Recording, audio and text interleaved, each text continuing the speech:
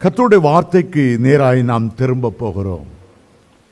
ஏன் நமக்கு ஒரு சுத்திகரிப்பு தேவை? ஏன் நமக்கு ஒரு பரிசுத்தம் தேவை? ஏன் இயேசுவின் இரத்தத்தாலும் அபிஷேகத்தாலும் கழுவப்பட வேண்டியது அவசியம்? சில குறிப்புகளை நான் உங்களுடைய மத்தியில் வேக வேகமாய் சொல்லி போக விரும்புகிறேன். முதலாவதாக யோசுவாவின் புஸ்தகம் 3ஆம் அதிகாரம் 5ஆம் வசனத்தை நான் வாசிக்க விரும்புகிறேன்.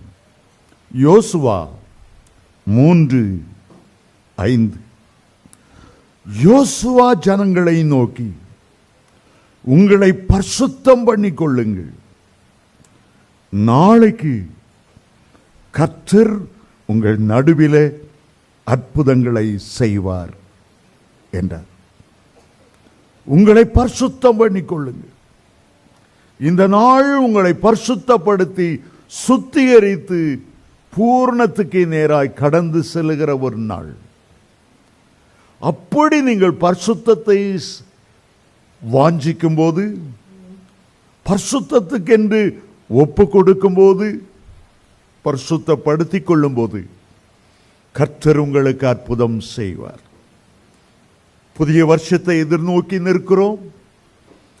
புதிய வருஷத்தில் கர்த்தர் உங்களுக்கு அற்புதம் செய்யும்படி, உங்களுடைய குடும்பத்தில் ஒரு அற்புதம் செய்யும்படி, நீங்கள் ஒரு ஜெயமுள்ள வெற்றியுள்ள வாழ்க்கை வாழும்படி, இன்றைக்கு நீங்கள் சுத்திகரிக்கிற சுத்திகரிப்பு தான் நாளைக்கு உங்களுடைய மத்தியில் அற்புதங்களை கொண்டு வரும். யோசுவா சொல்லுகிற நாளை என்பது என்ன? யோர்தான் பின்னிட்டு திரும்பி இஸ்ரவேலருக்கு கானானுக்கு செல்லுகிற வழியை திறந்து கொடுக்கிற அற்புதம். நாளைக்கு நடக்க போற அற்புதம் என்ன? 40 வருடங்கள் வனாந்தர வாழ்க்கை முடிந்து பாலும் தேனும் ஓடுகிற கானானுக்குள் பிரவேசிக்கிற ஒரு முக்கியமான நாள். கானானில் உள்ள 7 ஜாதிகளையும் 31 ராஜாக்களையும் முறியடிக்கும்படி ஒரு ஆரம்ப நாள்.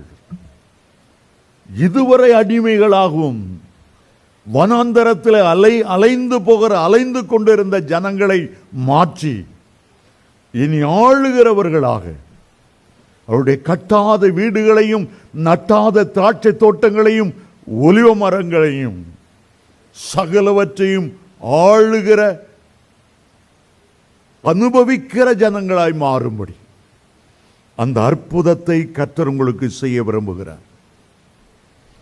அவர்கள் எகிப்தில் அடிமைத்தனத்திலிருந்து வெளியே வரும்போது நாளைக்கு கர்த்தர் அற்புதம் செய்யும்படி அவர்கள் பஸ்காட்டுக்குட்டியுடைய இரத்தத்தை அடித்து தெளித்து நிலைக்கால பூசினார்கள். ஒரு அற்புதம் நடந்தது. எகிப்தியரெல்லாம் சங்கரிக்கப்பட்டார்கள். தலைச்சன்கள், தலையீற்றுகள் எல்லாம் அழிக்கப்பட்டார்.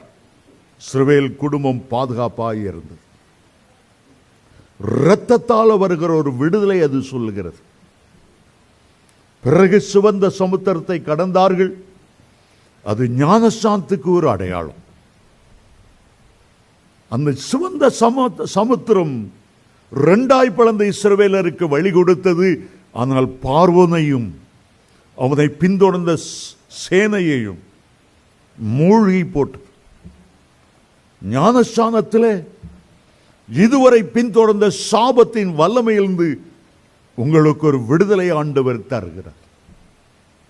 முற்பிதாக்களின் சாபமானாலும், தலைமுறையான சாபமானாலும், உங்களை பின்தொடர்ந்து வருகிற பார்வோனின் சேனைகளானாலும் உங்களை மேற்கொள்ள முடியாதபடி அங்கே கர்த்தர் ஒரு அற்புதத்தை செய்தார். இன்றைக்கு சாதாரணமான மக்களை பார்த்தால், எங்களுக்கு அற்புதம் வேணும், அற்புதம் வேணும், அற்புதம் வேணும். எங்களுடைய குடும்பத்தில், எங்களுடைய பிள்ளைகளுடைய திருமண வாழ்க்கையில், குழந்தை இல்லாதவருடைய மத்தியில், என்னுடைய வருமானத்தை ஆண்டவர் ஆசீர்வதிக்கிற விதத்தில், வேலை இல்லாமல் இருந்து எனக்கு ஒரு நல்ல வேலை தரும்படி கர்த்தர் எனக்கு ஒரு அற்புதம் செய்ய வேண்டும். ஆனால் அவர்களுக்கு என்ன பிரியம் இல்லை? சுத்திகரிப்பு கூட்டத்துக்கு வர்றதுக்கு பிரியம் இல்லை. அற்புதம் வேணும், ஆனால் பரிசுத்தப்பட விருப்பப்படுகிறார்கள். ஆண்டவர் என்ன பேசுகிறார்? அப்பா, நீ என் சமூகத்தில் விழுகிறாய், ஆசீர்வதிக்கணும் சொல்லுகிறாய், நான் எல்லாம் செய்ய ஆயத்தம். என் ஜனங்கள் சுத்திகரிக்க ஆயத்தமா? அற்புதத்தை பெற வேண்டும் என்று விரும்புகிறவர்கள் தங்களை சுத்திகரித்துக் கொண்டு அதற்காக தகுதிப்படுத்துகிறதற்கு ஆயத்தமா? எப்போதுமே ஒரு சுத்திகரிக்கப்பட்ட வாழ்க்கைக்கு, ஒரு பரிசுத்தமுள்ள ஒரு வாழ்க்கைக்கு, ஜெயங்கொள்ளுகிற வாழ்க்கைக்கு, சாத்தானோடு போராடுகிற வாழ்க்கை விட்டு ஓய்ந்து ஜெயங்கொண்டவர்களாய் விளங்குவதற்கு 2 பகுதிகள் உண்டு. நாம் செய்ய வேண்டியதை நாம் செய்யணும், கர்த்தர் செய்ய வேண்டியதை கர்த்தர் செய்யணும். எங்க வீட்டுக்கு பின்னால ஒரு நிலம் இருக்கிறது என்று வைத்துக் கொள்ளுங்கள். நான் அதுல ஒரு நல்ல தென்னங்கன்று வளர்க்கணும்னு ஆசைப்படுகிறேன். இதுல நான் செய்யற காரியம் உண்டு, கர்த்தர் செய்கிற காரியம் உண்டு. நான் என்ன செய்யணும்? நல்ல மண்வெட்டி வாங்கி 3 அடி நீளம் 3 அடி அகலம் சதுரமா கீழே கிடக்கிற எல்லா பழைய சிமெண்ட், ஓடு, கல், எல்லா களிமண் எல்லாத்தையும் தூக்கி வெளியே போடணும். 3 அடி 4 அடி தோண்டணும். ஆத்து மணலை பரப்பணும், செம்மண்ணை பரப்பணும், உரத்தை பரப்பணும். அதுக்கு பிறகு நல்ல ஒரு தென்னை விதையாய் வாங்கி நடுவில் வைக்கணும். அதுக்கு பிறகு தண்ணியை ஊற்றணும். இவ்வளவு நான் செய்ய வேண்டிய ஒரு கடமை. பரிசுத்த ஜீவியத்துக்கும் கூட நம்முடைய உள்ளத்தை கொத்தி பண்படுத்தி நம்முடைய உள்ளத்தில் தேவனுடைய வசன விதைகள் விதைப்பதற்கு, நம்மை சுத்திகரிப்பதற்கு, வேண்டாத மண்ணெல்லாம் தூக்கி வெளியே போடுறதுக்கு, வேண்டியவைகளால் நிரப்புறதற்கு நம்ம ஒப்பு கொடுக்கணும். சிலர் தான் செய்ய வேண்டிய கடமையை செய்ய மாட்டாங்க. ஆண்டவரே, தென்னங்கன்னு நானும் பிரியப்படுறேன், ஆனாலும் என் கை அவ்வளோ வீக்னஸா இருக்கு, உமக்கு தான் தெரியாப்பா. குழி தோண்ட உங்களுடைய தேவதூதர்களை அனுப்பப்பா, அனுப்பப்பா, அனுப்பப்பா. 3ஆம் வீட்டில் கொஞ்சம் ஆத்து மண்ணு கிடக்கு, சேராபீன்கள் கேராபீன்கள் நிறைய வச்சிருக்கிறீரே, ராத்துல அவங்க தூங்கும் போது எல்லாரும் அள்ளி இந்த கொள்ளையில போடும்படி உதவி செய்யும். தண்ணி ஊத்தணும் ஆண்டவரே, சரியா தண்ணி வரல, உமக்கு தெரியும். மெட்ராஸ்ல வந்தா தண்ணி ஏராளமா வந்துருது, வரலன்னா வறண்டு போகுது. எவ்வளவுதான் வாசம் ஜெபம் பண்ணாலும் ஆண்டவர் குழியை தோண்டவும் மாட்டாரு, குருத்து மண்ணையும் செம்மண்ணையும் கொண்டு அடிக்கவும் மாட்டார், உரமும் போட மாட்டார். என்னதான் என் கை சோர்வா இருந்தாலும் ஆண்டவர் சொல்லுவாரு, உன் பாக்கெட்ல டப்பு வச்சிருக்கல, ரூபா புது நோட்டெல்லாம் வச்சிருக்கல, 4 பேரை கொடுத்து உரத்தை வாங்கி போடு. நம்ம எல்லாம் நம்ம செய்ய வேண்டியதை செய்த பிறகு யார் யார்கிட்ட ஒப்புரவாக வேண்டுமோ, மன்னிப்பு கொடுக்க வேண்டுமோ, மன்னிப்பை பெற வேண்டுமோ, கசப்புகளை அகற்ற வேண்டுமோ, எல்லாவற்றையும் அகற்றின பிறகு ஆண்டவர் செய்ய வேண்டியதை செய்வார். அந்த தென்னங்கீற்றுக்குள்ளே இருக்கிற, தின்ன விதைக்குள்ளே இருக்கிற ஜீவனை தட்டி எழுப்புவார். எந்த பக்கமாய் குருத்து இலை போகணும், வலது பக்கமாய் இடது பக்கம் எல்லாம் நிர்ணயிப்பார். எந்த பக்கமாய் வேர், எத்தனை வேர் எவ்வளவு ஆழத்தில் இறங்கணும். நம்ம தூங்கும் போது ஆண்டவர் அமைதியாய் கிரியை செய்வார். சிலர் தான் செய்ய வேண்டியதை செய்யாம, ஆண்டவருக்கு நான் ஹெல்ப் பண்றேன், குருத்து வேகமா வளர்றக்கா இழுத்து விடுறேன், வேற எந்த பக்கமா போதோ தெரியலையே. உன் கை வச்சாலே வளர செடி ஒண்ணு இல்லாம போயிடும். நம்முடைய வாழ்க்கையில, என்னுடைய வாழ்க்கையில அடிக்கடி எதுல எனக்கு வீழ்ச்சி இருக்கிறது? திடீர்னு எரிச்சல் வந்துருதா, கோபம் வந்துருதா, ஏதோ இச்சையில் விழுந்துடுறேன்னா, என்னுடைய திங்கிங் சரியில்லையா, என்னுடைய எண்ணங்கள் தாறுமாறா காட்டு கழுதை ஓடுகிறது போல ஓடுகிறதா, ஜெயமுள்ள வாழ்க்கை வாழ முடியலையா, அனலும் இல்லாமல் குளிரும் இல்லாமல் வாழுகிறேனா? என்னுடைய ஜெப ஜீவிய பலிபிடங்கள் எவ்விதமாய் உடைந்து கிடக்கிறது? நாமே ஆராய்ந்து பார்த்தால் நாம் நிதானிக்கப்படுவதில்லை. உங்களுடைய மனசாட்சி உங்களுக்கு தெளிவாய் சொல்லும், உங்களுடைய வாழ்க்கையில எந்த பகுதியிலே விடுதலை இல்லை. ஏசாயா தேவனுடைய சமூகத்துக்கு வந்திருந்தாலும் உடனே அவருடைய உள்ளம் சொன்னது, நீ அசுத்த உதடுகள் உள்ள மனுஷன், நீ அசுத்த உதடுகள் உள்ள மக்கள் மத்தியில் வாசம் பண்ணுகிறவர். உடனே அதை கதறி அழுது அறிக்கையிட்ட போது கர்த்தர் செய்ய வேண்டியதை செய்தார். உடனே சேராபின் கல்வாரி மலைக்கு பலிபிடத்துக்கு, சிலுவை பலிபிடத்துக்கு பறந்து போனான். அங்கே இயேசுவின் இரத்தமும் இருக்கிறது, பலிபிடத்தில் உள்ள அக்கினி குரடும் இருக்கிறது. ஏசாயாவே, உன்னுடைய உதட்டில் அந்த அக்கினி அபிஷேகமும் தேவை, கல்வாரி இரத்தமும் தேவை. அப்படி ஒப்பு கொடுத்த போதுதான் அவர் பெரிய தேவனுடைய மனுஷனாய் மாறினார். தானியேலுக்கு தெரியும், பாபிலோனுக்கு போகிறோம். பாபிலோன் என்றால் சகல அருவருப்புகளும் வேசித்தனத்துக்கு தாய் என்று வெளிப்படுத்த விசேஷம் சொல்லுகிறது. தன்னை பரிசுத்தமாய் பாதுகாக்கணும்.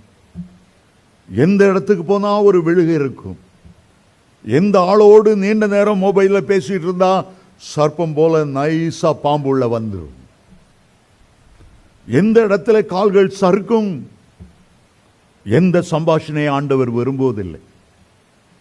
ஆகவே முதலிலேயே ஒரு தீர்மானம் பண்ணிவிட்டார். வந்த பின் காப்பதை விட வருமுன்னால் தடுப்பு ஊசி போட்டு விடுவது நல்லது. ராஜாவின் போஜனத்தாலும் விக்கிரங்களுக்கு படைக்கப்பட்ட அதன் பின்பு பரிமாறப்படுகிற திராட்சை ரசத்தாலும் நான் தீட்டுப்படுவதில்லை. என் சரீரம் தீட்டுப்படுவதில்லை. என் சரீரம் ஆவிக்குரிய கற்பை இழந்து போவதில்லை. என் சரீரம் என் ஆண்டவர் தங்குகிற ஆலயம். ஆகவே பாபிலோனே வாழ்கிற அவ்வளவு காலமும் தானியேலை எந்த வல்லமையும் கரைப்படுத்த முடியவில்லை. எல்லா ஞானிகளை பார்க்கலும் ஆண்டவர் 10 மடங்கு ஞானம் தருவார். இந்த புதிய வருஷத்துக்கு போவதற்கு முன்பாக இன்றைக்கு நீங்கள் ஏறெடுக்கிற ஜபம், இன்றைக்கு நீங்கள் எடுக்கிற தீர்மானங்கள், இன்றைக்கு நீங்கள் செய்கிற பிரதிஷ்டைகள் உங்களை வெற்றி உள்ளவர்களாய் புதிய ஆண்டிலே மகிழ்ச்சியோடு பிரவேசிப்பதற்கு உங்களுக்கு உதவி செய்யும். நிச்சயமாக இயேசுவின் நாமத்தில் சொல்லுகிறேன், இந்த ஆண்டு உங்களை தொடர்ந்த தோல்விகள் அடுத்த ஆண்டு உங்களை பின்தொடர போவதில்லை. இந்த ஆண்டு உங்களுக்கு வந்த பிரச்சனைகள், போராட்டங்கள், கவலைகள், கண்ணீர்கள், அதைரியங்கள், அவிசுவாசங்களை இந்த ஆண்டு முடிவோடு ஆண்டவர் முறித்து புதிய வருஷத்தை நன்மையினால் உங்களுக்கு முடிசூட்டி உடைய கையை பிடித்து திறந்த வாசல் வழியாய் ஆண்டவர் தாமே உங்களுக்கு முன் செல்ல உங்களுக்கு நடத்தி தருவார். இந்த வருஷம் உங்களுக்கு ஆசீர்வாதமான வருஷமாய் இருக்கும்.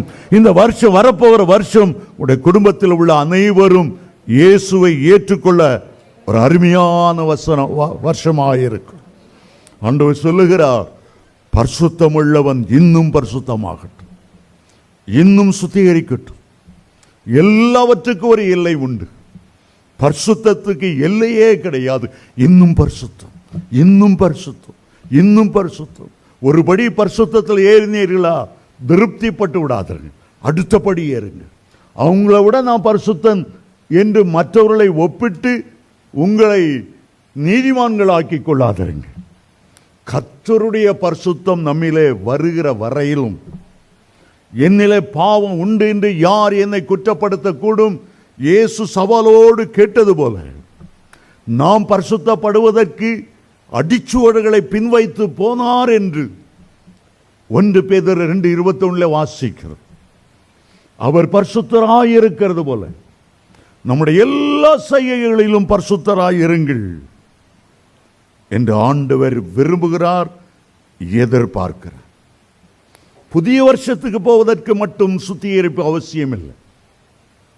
மரண நதியாகிய யோர்தான் நதியை தாண்டுவதற்கு மறுபக்கம் பரமக்கானான் உலக வாழ்க்கையை விட்டு கடந்து போகும்போது ஒரு மரண நதியை கடந்து போகிறோம். மரண இருளின் பள்ளத்தாக்கை கடந்து போகிறோம். அதற்கு முன்பாக கூட நம்மை சுத்திகரித்துக் கொண்டு கர்த்தருடைய ராஜ்யத்துக்கு போக வேண்டும். அந்த சுத்திகரிப்பு உங்களுக்குள்ளே அந்த எண்ணம் இருக்கும் என்றால் கர்த்தருடைய வருகைக்கு முன்பாகவே ஆவியானவர் உங்களை உணர்த்த ஆரம்பித்து விடுவார். என்னென்ன காரியத்தை செட்டில் பண்ணி கர்த்தருக்கு முன்பாக, தேவனுடைய பிள்ளைகளுக்கு முன்பாக, உறவினர்களுக்கு முன்பாக இதெல்லாம் செட்டில் பண்ணிவிடு, என்னுடைய வருகை சமீபமாக இருக்கிறது. ஆகவே என்னுடைய பெரிய ஆசை, தேவனுடைய பிள்ளைகள் ஒருவராவது ஆக்சிடென்ட்ல திடீரென்று மறித்துக் கொள்ளக்கூடாது. சுத்திகரிப்பதற்கு ஆண்டவர் 1-2 நாட்களை கொடுத்த பிறகுதான் தேவனுடைய பிள்ளைகளை ஆண்டவர் எடுக்கணும். ஏனென்றால் நித்திய ராஜ்யம் திரும்பி வர முடியாதது. ஒரு தடவை பாவத்தோடு மறித்து விட்டு பிறகு பூமியில இல்லை இல்லை இல்லை நான் அதெல்லாம் செட்டில் பண்ணிடுறேன் சொல்லுவதற்கு நேரம் இல்லை. சிலருக்கு சுத்திகரிக்கணும் சுத்திகரிக்கணும், கர்த்தருடைய முகத்தை பார்க்கணுமோ என்ற எண்ணம் உள்ளவர்களுக்கு ஆண்டவர் கிருபை தருவார், கிருபை தருவார். அசோக் நகர் பக்கத்தில் அசோக் நகர் போகும்போது ஒரு பெரிய சூபி அசோக் பில்லர் அவர்கிட்ட போகும்போது ஒரு காட்சியை பார்த்து 2 அம்மாமார் ரோட்டில் அந்த பக்கத்துலேருந்து இந்த பக்கத்தில் மெதுவாக அண்ணன் நட போட்டு மெல்ல நடந்து வந்தாருங்க. அங்கே பின்னால் ஒரு பயங்கர ஸ்பீடில் ஒரு கார் வந்தது. இந்த 2 பேரும் அதை பார்க்கல, இந்த 2 பேரும் அதை பார்க்கல. வந்த வேகத்தில் அடித்தது. ஒரு அம்மா ஸ்பாட்ல குடலெல்லாம் வெளியே வந்து செஞ்சிட்டாங்க. அடுத்த அம்மா ஒரு மயிரலையில் உயிர் தப்புனாங்க. நான் யோசித்தேன், 2 பேர்ல அடிபட வேணும். என்ன நடந்தது? ஒருத்தருக்கு கிருபை கிடைத்தது, ஒருத்தருக்கு கிருபை கிடைக்கல. அந்த கிருபை கிடைத்த அம்மாவை பார்த்தேன். அந்த அம்மா நெஞ்சில கை வச்சுட்டு கீழே செத்து கிடக்க அந்த அம்மாவை பார்த்தாங்க. ஓ என்று அலறினார். நமக்கு கிருபை கிடைத்தது. இந்த வருஷத்தின் முடிவை காண நமக்கு ஒரு கிருபை கிடைத்தது. மரித்தவர்களும் மௌனத்தில் இறங்குறவர்களும் கர்த்தரை துதிக்க முடியாது. ஆனால் நம்மை ஜீவனுள்ள தேசத்தில் ஆண்டவர் நிறுத்தி இந்த வருஷத்தின் கடைசி வரையிலும் தன்னுடைய கிருபை உள்ள கரத்தினாலே தாங்கி நடத்தி இருக்கிறார். இது எவ்வளவு பெரிய கிருபை, எவ்வளவு பெரிய கிருபை. அருமையான தேவனுடைய பிள்ளைகளே, உங்களுக்கும் அந்த கிருபை பாராட்டுவார். சுத்திகரிக்கப்படணுங்கிற ஒரு எண்ணம் இருந்தால் நான் இன்னும் பரிசுத்தமாகணும். கடந்த வருஷத்தில் பல முறை ஆண்டவரை நான் துக்கப்படுத்திட்டேன், அவரை வேதனைப்படுத்திட்டேன். அவருக்கு சாட்சி கொடுக்க வேண்டிய நேரத்தில் நான் வெட்கப்பட்டு நின்று விட்டேன். மீண்டும் மீண்டும் தேவகுமாரனை என் காலின் கீழாய் மிதித்து விட்டேன்.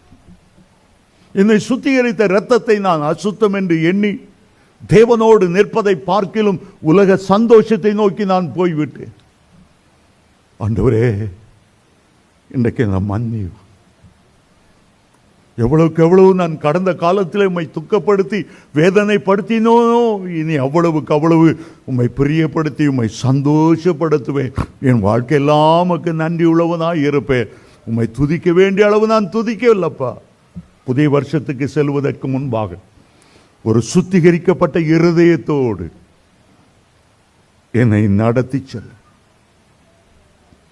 அருமையான தேவனுடைய பிள்ளைகளே, நாம் ஏன் பரிசுத்தம் அடைய வேண்டும்? 2வதாக வேதம் நமக்கு சொல்லுகிறது, நம்முடைய அழைப்பு பரிசுத்தத்துக்கென்று அழைத்த அழைப்பு.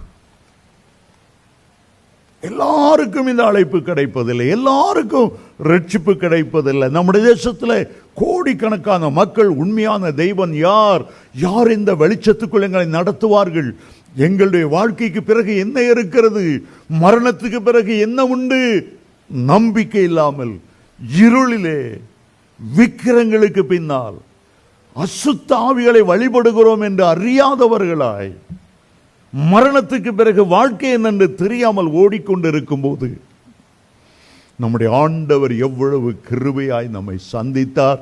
அவருடைய இரத்தம் எவ்வளவு அருமையாய் நம்மை கழுவினது, எவ்வளவு அருமையாய் ஆவியானவர் நமக்குள்ளே வந்து தங்கியிருக்கிறார். ஆண்டவர் நமக்கு பாராட்டின அன்பு இரக்கம் அளவிட முடியாது. 1 தெசலோனிக்கேயர் 4:7 சொல்லுகிறது, நம்முடைய ஆண்டவர் நம்மை அசுத்தத்துக்கல்ல பரிசுத்தத்துக்கென்று அழைத்திருக்கிறார். பரிசுத்த ஜனமாய், பரிசுத்த ஜாதியாய், பரிசுத்த ஆசாரிய கூட்டமாய், உலகத்தில் உள்ள அத்தனை பேர்களிலும் நம்மை பரிசுத்தமாய் ஜீவிக்கென்று அழைத்திருக்கிறார். அப்போஸ்தலனாகிய பவுல் ஒவ்வொரு நிருபங்களை எழுதும்போது முதல்ல எழுதுகிறார், பரிசுத்தவான்களாகும்படி அழைக்கப்பட்டவர்களுக்கு எழுதுகிறதாவது. நம்முடைய அழைப்பு பரிசுத்தமுள்ள அழைப்பானபடியால் அந்த வேத வசனம் சொல்லுகிறது, ஆண்டவர் உங்களை அசுத்தத்துக்கல்ல பரிசுத்தவான்களாகும்படி உங்களை அழைத்திருக்கிறார். நமக்கு ஒரு பேரை பேதுரு அப்போஸ்தலன் சொல்லுகிறார், பரிசுத்த ஆசாரிய கூட்டம்.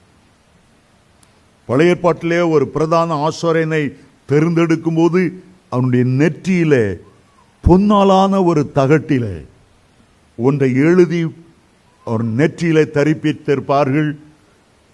அந்த நெற்றி பட்டம் சொல்லுகிறது, கர்த்தருக்கு ஏற்ற பரிசுத்தம், கர்த்தருக்கு என்று பரிசுத்தம்.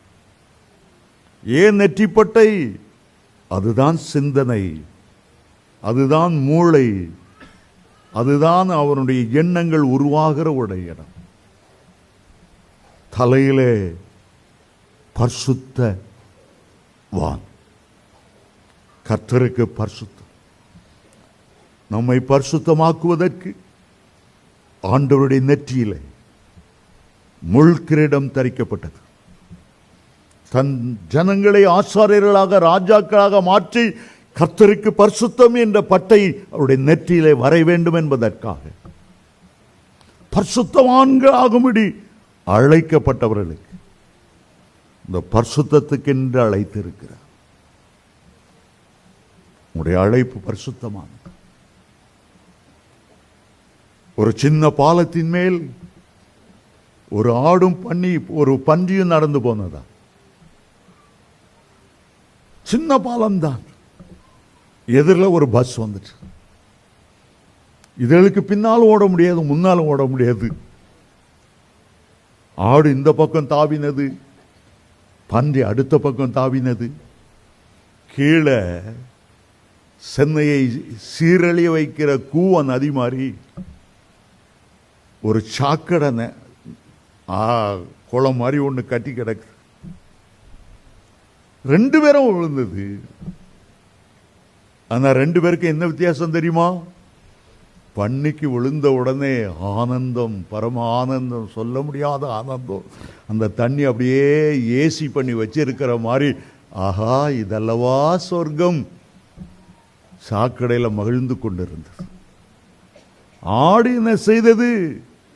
குதிச்ச வேகத்தில் வெளி எழும்பி விழுந்து தன் மயிரை ஒரு சிறு சிலுத்து அவ்வளத்தையும் உதறி உதறி உதறி உதறி தள்ளுது. ஒரு தேவனுடைய பிள்ளை எதிர்பாராமல் பாவத்தில் விழுந்து விட்டார். எவ்வளவுக்கு எவ்வளவு கொய்க்காத விட்டு வெளியே வர முடியுமோ, எவ்வளவுக்கு எவ்வளவு சீக்கிரமாய் சிலுவை அண்டை ஓடி வர முடியுமோ, எவ்வளவுக்கு எவ்வளவு ஒரு பழக்கம், ஒரு பாவம் பழக்கம் ஆகிவிடாதபடி மனங்கசந்து அழ வைக்க முடியுமோ, அழ முடியுமோ.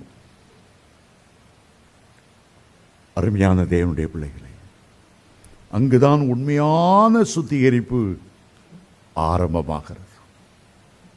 ஆகவே முதலாவது அற்புதத்தை பெறுவதற்கு இன்றைக்கு நீங்க பரிசுத்த பண்ணிக்கொள்ளுங்க, நாளைக்கு உங்களுக்கு அற்புதம் நடக்கும். 2வது வேத வசனம் சொல்லுகிறது, உங்களுடைய அழைப்பு பரிசுத்தமானது. 3வது, உங்களை அழைத்தவர் பரிசுத்தம் உள்ளவர். லேவியராகமம் புஸ்தகம் முழுவதும் ஒரு வார்த்தை திரும்ப திரும்ப வரும். உங்களை பரிசுத்தப்படுத்துகிற கர்த்தர் நானே. லேவியர் 11:45 சொல்லுகிறது, நான் உங்களுடைய தேவனாய் இருக்கும்படி உங்களை எகிப்து தேசத்திலிருந்து வர பண்ணின கர்த்தர், நான் பரிசுத்தர், ஆகையால் நீங்களும் பரிசுத்தம் உள்ளவர்களாய் இருப்பீர்களாக. ஆண்டவர் பரிசுத்தர், நீங்களும் பரிசுத்தமாய் இருங்கள் என்று எதிர்பார்க்கிறவர் உங்களை பரிசுத்தப்படுத்துகிற கர்த்தர் யெகோவா மெக்கதேஸ் என்றார். அவர் பரிசுத்தராய் இருக்கிறார். அதில் அவர் திருப்திப்படுத்தவில்லை, நம்மை பரிசுத்தம் உள்ளவர்களாய் மாற்றும்படி அவர் விரும்புகிறார். அதற்காகவே பூமியில் உள்ள சகல ஜனங்களிலும் தமக்கென்று பரிசுத்த ஜனமாய் விளங்கும்படி நம்மை தெரிந்து கொண்டார். நீங்கள் பரிசுத்தராய் இருக்கும்படி, நீங்கள் அதை கொஞ்சமும் எதிர்பாராத இருந்த வேளையில் முதலாவது உங்கள் பரிசுத்தத்துக்கென்று அவர் தம்முடைய இரத்தத்தை சிந்தினார். இரண்டாவது, நீங்கள் பரிசுத்த பாதையிலே நடப்பதற்கென்று பரிசுத்த வேதாகமத்தை அருளி செய்தார்.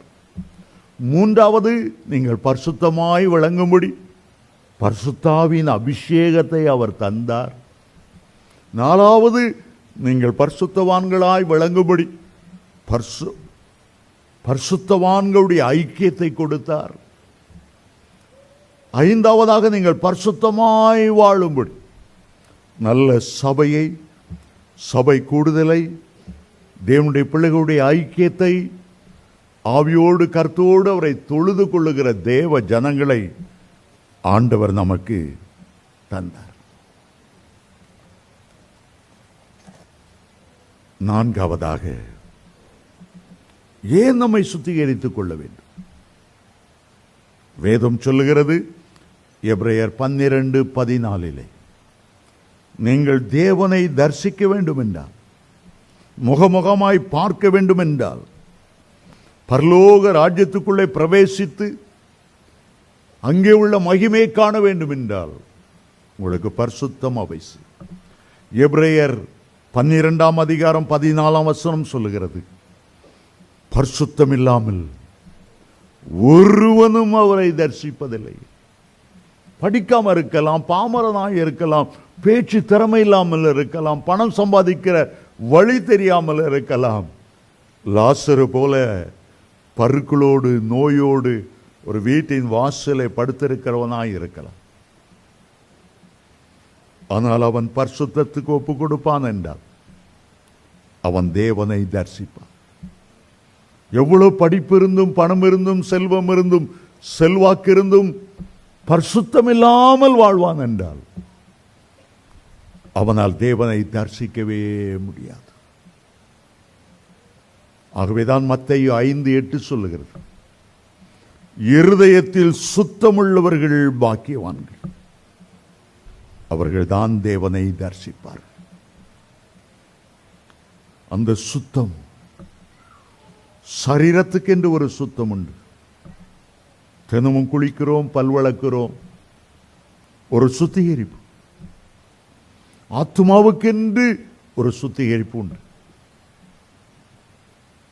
நம்முடைய பாவங்களை அறிக்கை செய்யும் போது, நான் இதை விட்டு விடுகிறேன் ஆண்டவரே, விட்டுவிட எனக்கு பலன் தாரும், தெரிந்து தெரியாமல் மாம்ச உறவிலே சிக்கிக்கொண்டேன், ஆண்டவருக்கு பிரியமில்லாத உறவு முறைகளை சிக்கிக்கொண்டேன், இதிலிருந்து என்னை விடுதலையாக்கிறது மட்டுமல்ல, என்னை பரிசுத்தப்படுத்தும்.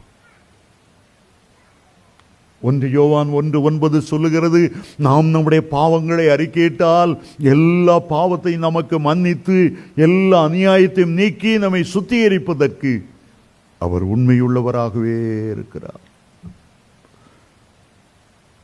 1 யோவான் 1:7 சொல்லுகிறது, அவருடைய குமாரனாகிய இயேசு கிறிஸ்துவினுடைய இரத்தம் சகல பாவங்களிலிருந்து நம்மை விடுதலையாக்கும், பாவ மன்னிப்பை நமக்கு தரும். அவருடைய இரத்தத்தினாலே எபேசியர் 1:7 சொல்லுகிறது, கொலோசியர் 1:14 சொல்லுகிறது, பாவ மன்னிப்பாகிய மீட்பு நமக்கு உண்டாயிருக்கிறது. தேவனை தரிசிக்கும்படி நமக்கு பரிசுத்தம் தேவை. ஐந்தாவதாக, ஏன் நமக்கு பரிசுத்தம் தேவை? நாம் தேவனுடைய ஆலயமாய் இருக்கிறபடியாலும், ஆண்டவர் நம்மிலே வாசம் பண்ண விரும்பினதினாலும், நம்முடைய சரீரம் ஆவியானவருடைய ஆலயமாய் இருக்கிறதினாலும், பரலோக தேவன் நமக்காக இறங்கி வந்து இந்த சரீரத்தில் வாசம் பண்ண சித்தமாய் இருக்கிறபடியாலும் நமக்கு பரிசுத்தம் தேவை. நீங்களே தேவனுடைய ஆலயம். வெளிப்படுத்தல் 21:3 சொல்லுகிறது, இதோ மனுஷருடைய மத்தியிலே தேவனுடைய வாசஸ்தலம் இருக்கிறது. உங்களுக்குள் பரிசுத்த ஆவியானவர் தங்கி இருக்கிறார். நீங்கள் ஒரு ஆசரிப்பு கூடாரத்திலே மகா பரிசுத்த ஸ்தலமாய் விளங்கும்படி வான்புறவான ஆவியானவர் உங்களுக்குள்ளே தங்கி இருக்கிறார். கொலோசியர் 1:27 சொல்லுகிறது, கிறிஸ்துவானவர் மகிமை நம்பிக்கையாக உங்களுக்குள் வாசம் அணுவதான் அந்த ரகசியம். அருமையான தேவனுடைய பிள்ளைகளே, அந்த கர்த்தர் உங்களுக்குள்ளே வாசம் பண்ணுகிறார். ஆறாவதாக, உங்களுக்கு ஏன் பரிசுத்தம் தேவை? ஏன் ஒரு சுத்திகரிப்பு தேவை? சாத்தானை ஜெயிக்கும்படி. ஆட்டுக்குட்டியானவருடைய இரத்தத்தினாலும் சாட்சியின் வசனத்தினாலும் சாத்தானை ஜெயித்தார்கள். வெளிப்படுத்தல் 12:11 அவ்விதமாய் சொல்லுகிறது. சாத்தானை ஜெயிக்க வேண்டும் என்றால் 2 பகுதி இருக்கிறது. ஆண்டவர் செய்த ஒரு பகுதி அவருடைய இரத்தம். நம் பக்கத்திலே ஒரு பகுதி இருக்கிறது, சாட்சியின் வசனம். நம்முடைய சாட்சியின் ஜீவியம். அசுத்தமான வாழ்க்கை வாழ்ந்து கொண்டு ஒருபோதும் பிசாசை எதிர்த்து நிற்க முடியாது, ஒருபோதும் பிசாசை துரத்த முடியாது, மந்திரவாதிகளை எதிர்த்து நின்று அவனுடைய வல்லமைகளை முறியடிக்க முடியாது, பிள்ளைகளை சாத்தானுடைய கையிலிருந்து விடுதலையாக்க முடியாது. நீங்கள் செய்கிற ஒவ்வொன்றையும் 2 பேர் கூர்ந்து கவனிக்கிறார்கள். ஒன்று தேவனாகிய கர்த்தர், அடுத்தது பாதாளத்தின் வல்லமையாகிய சாத்தான். அவனுக்கு தெரியும் உங்களுடைய நோக்கங்கள், உங்களுடைய எண்ணங்கள், நீங்கள் போகிற பாதைகள் எல்லாம் அவனுக்கு தெரியும். ஒரு சின்ன நீங்க தப்பு பண்ணாலும் அவன் ஆண்டவருடைய வலது பார்சத்தில் நின்று, ஆண்டவருடைய பக்கத்தில் நின்று உங்க மேல குற்றப்படுத்துகிறவனாய், குற்றம் சாட்டுகிறவனாய் அவன் நிற்பான். வெளிப்படுத்தல் 12:10 அப்படி சொல்லுகிறது, நம்முடைய சகோதரர்கள் மேல் இரவும் பகலும் குற்றம் சாட்டும்படி குற்றம் சாட்டுகிறவர். ஆண்டவருக்கு முன்னால போய் பாரு உம்ம பிள்ளை, அவன் நடக்கிற நடைய பாரு, அவன் பார்க்கிற பார்வையை பாரு.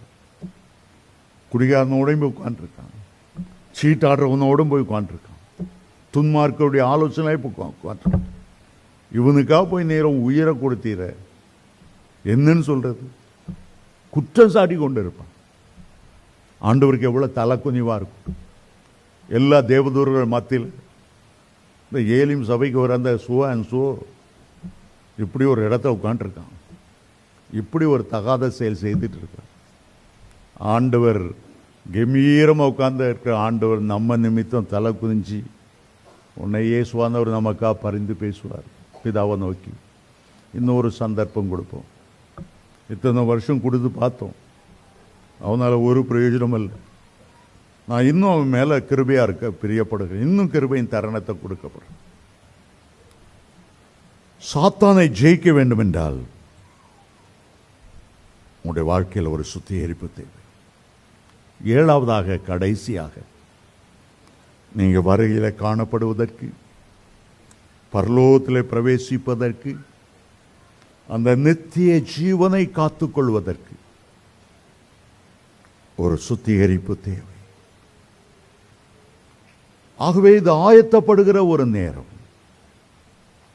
நாம் வாழ்கிற காலம் கிருபை முடிகிற ஒரு காலம். வருகைக்கு சமீபமாய் வந்துவிட்ட ஒரு காலம். இனி ஒரு தலைமுறை பூமியில எழும்புவதற்கு காலமில்லை. நம்முடைய தலைமுறையே கர்த்தரை காணக்கூடிய ஒரு காலம். தேவ பிள்ளைகளே, வெளிப்படுத்தல் 19:7-9 வரை வாசிக்கும் போது ஆட்டுக்குட்டியானவருடைய கல்யாண நாள் வந்தது. அவருடைய மனைவி தன்னை ஆயத்தப்படுத்தினார், மணவாளனுக்கு ஏற்ற மணிவாட்டியாய் விளங்கும்படி தன்னைத்தானே சுத்திகரித்துக் கொண்டு ஆயத்தப்படுத்தினாள். பழைய ஏற்பாட்டிலே அகசுவேரா ராஜாவுக்கு மணவாட்டியை தேர்ந்தெடுக்கும் போது ஒரு வருஷம் முழுவதும் அந்த பெண் தன்னை சுத்திகரித்துக் கொள்ளணும். 6 மாசம் வெள்ளைப்போளத்தால சுத்திகரித்துக் கொள்ளணும். அடுத்த 6 மாசம் சகல சுகந்த வர்க்கங்களால தன்னை சுத்திகரித்துக் கொள்ளணும். அப்படி ஆயத்த பண்ண பிறகுதான் அவருடைய ராஜாவுடைய பிரசன்னத்துக்கு அவள் கடந்து போக முடியும். ராஜாதி ராஜா அவருடைய மணவாட்டியாய் விளங்கும்படி நம்மை தெரிந்தெடுத்திருக்க நாம் எவ்வளவு சுத்திகரிப்போடு கடந்து செல்ல வேண்டும் என்பதை எண்ணி பாருங்க. தேவ பிள்ளைகளே, ஒரு 5 நிமிடம் என்ன சுத்திகரியோன்னு கேட்க போறோம். புதிய வருஷத்துக்கு போறதுக்கு முன்னால என்ன தகுதிப்படுத்தோ. இந்த இரவேளையிலும் கூட கண்களில் நோய் வந்து விட்டால் கண்ணில் சொட்டு மருந்து விடுறாங்க. நமக்கு ஒரே ஒரு சொட்டு மருந்து, அதுதான் இயேசு கிறிஸ்துவுடைய இரத்தம்.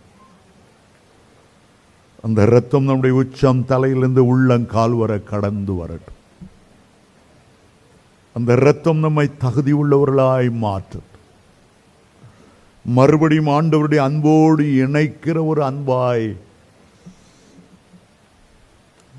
நம்மை கொண்டு செல்லட்டும்.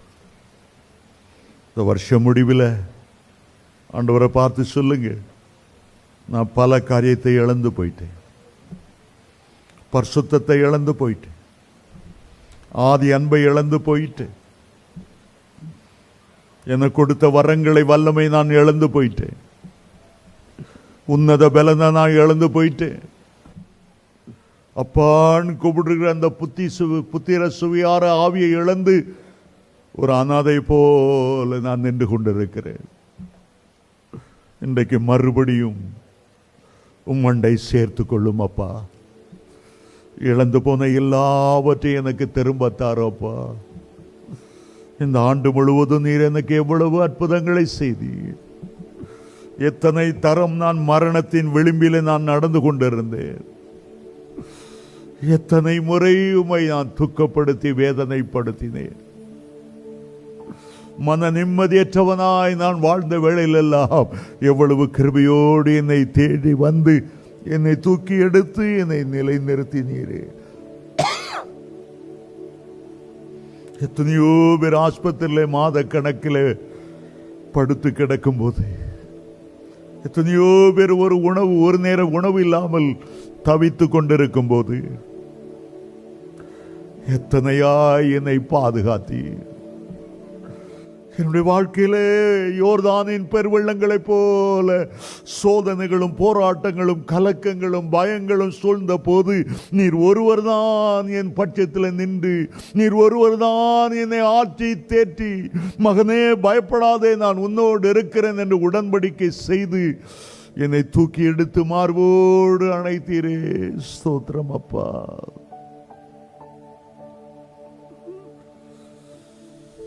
எனக்கு விரோதமாய் எழும்பின சத்துருக்கள் எல்லாரும் எழும்ப விடாதபடி தடுத்து ஒரு வழியாய் வந்த சத்துருக்களை 7 வழியாய் புறப்பட்டு ஓடும்படி எனக்காக யுத்தம் செய்தீரே. நன்றி அப்பா. என்னுடைய எல்லா சத்துருக்களுக்கு முன்பாக நீர் எனக்கு ஒரு பந்தியை ஆயத்தப்படுத்தி என் தலையை எண்ணெயால அபிஷேகம் பண்ணினீரே. உமக்கு நன்றி அப்பா, நன்றி அப்பா, நன்றி அப்பா. இதுவரை என்னை நடத்தி கொண்டு வந்ததற்கெல்லாம் நான் எம்மாத்திரம், என் மேல் பாராட்டின கிருபைக்கெல்லாம் எம்மாத்திரப்பா. தேவரீர் என் மேல இவ்வளவு அன்பு கூறுவதற்கு என் நிலை என்ன மேன்மையை கண்டீர், என் நிலை என்ன பக்தியை கண்டீர்.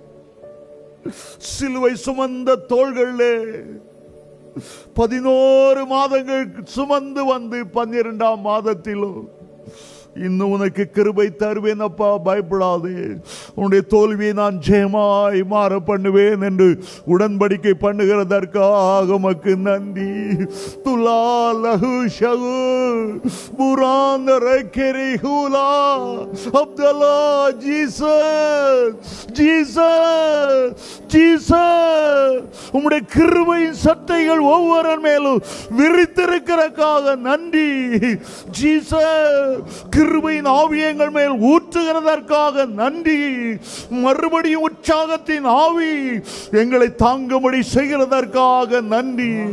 இடிந்து உடைந்து கிடக்கிற பலிபீடத்தை மீண்டும் நீர் செப்பனிட்டு உம்முடைய மகிமை இறங்க பண்ணுகிறக்காய் நன்றி. எலியாவின் பலிபீடத்தில் இறங்கின அந்த அக்கினி இன்றைக்கு ஒவ்வொருடைய உள்ளமாகிய பலிபீடத்தில் இயேசுவின் நாமத்தில் இறங்கி வரும்படியாய் நாங்கள் ஜெபிக்கிறோம்.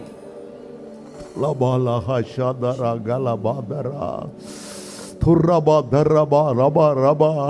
சுத்திகரியுமாப்பா, சுத்திகரியுமாப்பா. உம்முடைய ரத்தத்தால், உம்முடைய அபிஷேகத்தால், உம்முடைய அக்கினியால், வேத வசனத்தால் எங்களை சுத்திகரியும், எங்களை சுத்திகரியும், எங்களை எரியும்.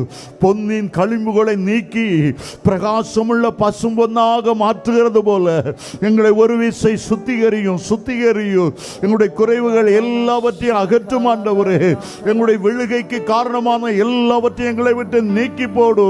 இன்றைக்கு தேவனுடைய கரம் எங்களுடைய வாழ்க்கையில குறுக்கிட வேண்டும் என்று ஜெபிக்கிறேன். ஒரு அக்கினி எங்கள் மேல விழ வேண்டும் என்று ஜெபிக்கிறேன். பரலோகம் திறக்கப்பட வேண்டும் என்று இயேசுவின் நாமத்தில் கட்டளையிடுகிறேன். வானங்களை கிழித்து ஒரு அக்கினி எங்கள் மத்தியில் இறங்க வேண்டும் என்று ஜெபிக்கிறேன். தகுதி இல்லாதவர்களை தகுதிப்படுத்துகிறவரே,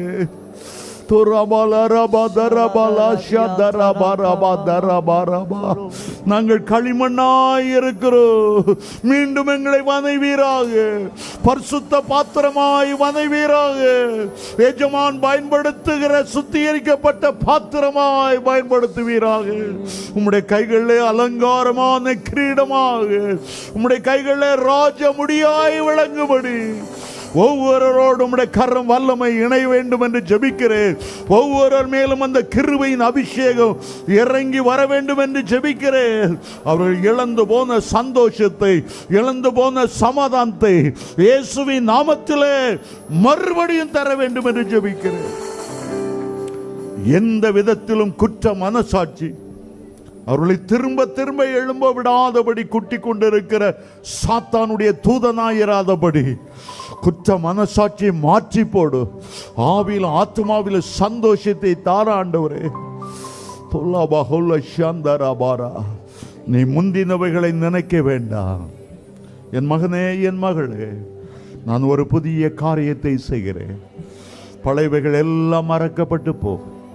இன்றைக்கு உன்னுடைய உள்ளத்தை குத்தி கொண்டிருக்கிற அந்த முள்ளை இன்றைக்கு நான் பிடுங்கி எறிகிறேன். இனி மனசாட்சி உன்னை வாதிக்க முடியாதபடி என் ரத்தம் உன்னை சுத்திகரித்திருக்கிறது. எனக்கு முன்பாக நீதிமானாய் நடக்கும்படி இன்றைக்கு நீ உன்னை எனக்கு ஒப்புக்கொடு. உன்னுடைய கரத்தை நான் பிடித்திருக்கிறேன், உன்னுடைய வலது கரத்தை பிடித்திருக்கிறேன். நான் அதை விடுவதே இல்லை. நீ என்னுடையவன் என்று உடன்படிக்கை பண்ணும்படி என் காயப்பட்ட கரத்தை உனக்கு நேராய் நீட்டி இருக்கிறேன்.